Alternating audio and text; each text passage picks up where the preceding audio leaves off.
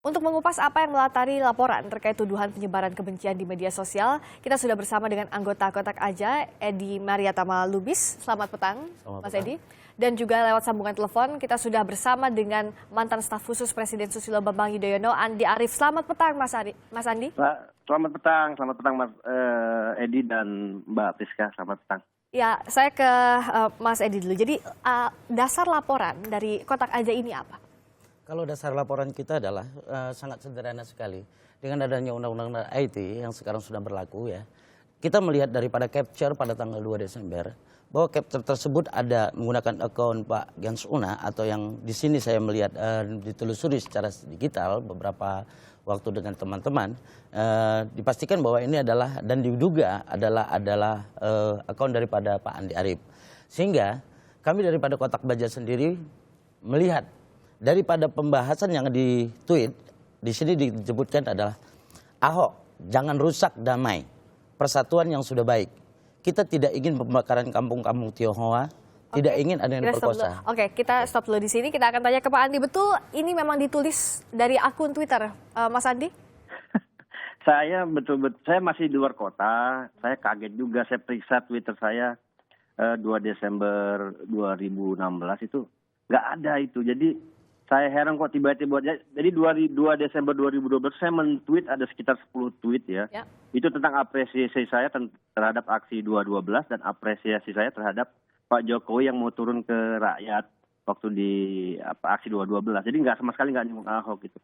Jadi ini berbahaya menurut saya. Jadi sekarang ini ada tren edit mengedit ya. Jadi saya ingatkan sekali, saya paham betul soal Undang-Undang ITE.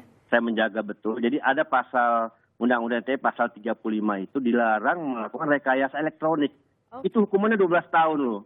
Ini saya kira Mas Edi harus hati-hati, harus juga mengerti tentang Undang-Undang ITE ya, karena ini berbahaya ini. Ini saya besok akan melaporkan balik ini dengan 3 pasal loh. 3 pasal. Pasal pertama pasal laporan palsu, kedua pasal permufakatan jahat, 3 pasal Undang-Undang ITE pasal 35 itu bisa 12 tahun loh. Saya tidak pernah men-tweet soal itu pada 2 Desember 2012. Baik. Tidak pernah. Iya. Dipandang ada rekayasa di tweet ini. Kalau saya bilang begini, mungkin di tweet ini kita lihat tanggal 12 Februari ya, dan ini sudah menjadi pembahasan di Google dan Google sudah menyimpan. Arti katanya nanti dari penelusuran jejak-jejak yang ada di Google itu kan disimpan ya. Artinya kita bisa lihat siapa pemilik akun sebenarnya. Dan dari penelusuran kami dapat melihat bahwa dan menduga ini adalah memang milik dari Pak Andi Arief sendiri. Kalau sekarang kita menggugat, itu kan sudah menjadi viral di tanggal 2-nya. Tidak. Jadi kalau Pak Andi mengatakan tidak ada men-tweet di tanggal 2, ya memang Pak Andi tidak men-tweet di tanggal 2, tapi capture yang kami dapatkan di tanggal 2 tersebut itu sudah pernah di-tweet di 12 Februari lalu. Betul Pak Andi? Saya tidak pernah merasa pernah men-tweet itu sama sekali.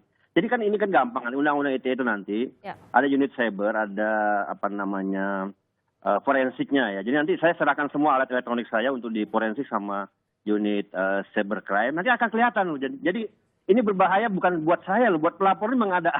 Jadi bisa kena pasal berbahaya. Jadi lain kali lebih baik hati-hati dulu, pelajari dulu gitu loh. Kalau saya paham betul Mbak, kalau soal Undang-Undang ITE ini saya dari sejak mahasiswa sampai sekarang saya menjunjung tinggi data. Jadi saya tidak pernah menyebarkan kebencian atau apa. Saya selalu bertanggung jawab dan saya akan hadapi ini dan ya saya kasihannya sama keluarga saya sebetulnya karena saya nggak biasa gini-gini ya. Jadi ini jangan saya mengatakan bos, tanggal 2 Desember 2016 saya tidak pernah men-tweet ini.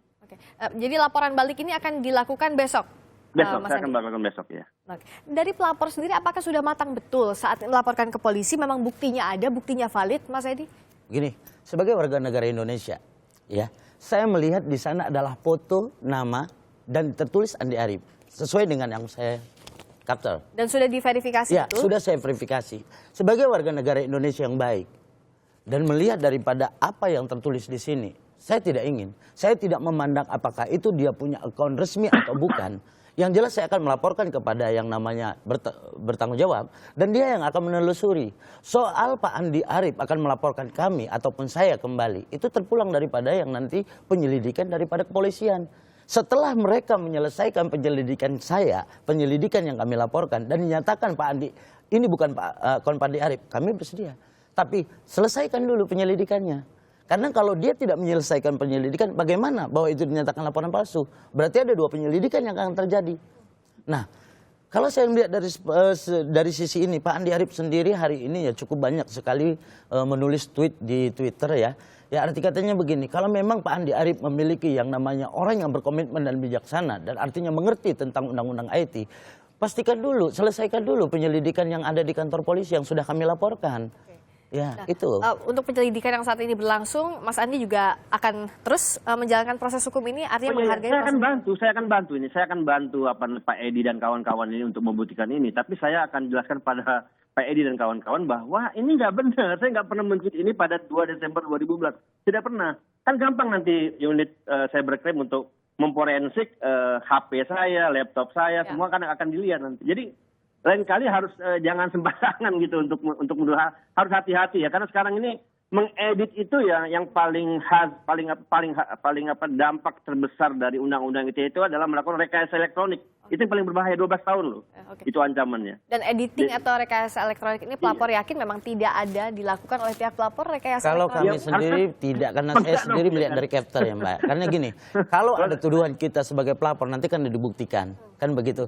Tapi yang saya herankan, kalau memang Pak Andi Arief bukan pelaku ataupun yang memposting dari 12 Februari sampai ke tanggal 2 Desember, itu kan sudah udah menjadi viral. Ya, oke. Kenapa tidak dilaporkan?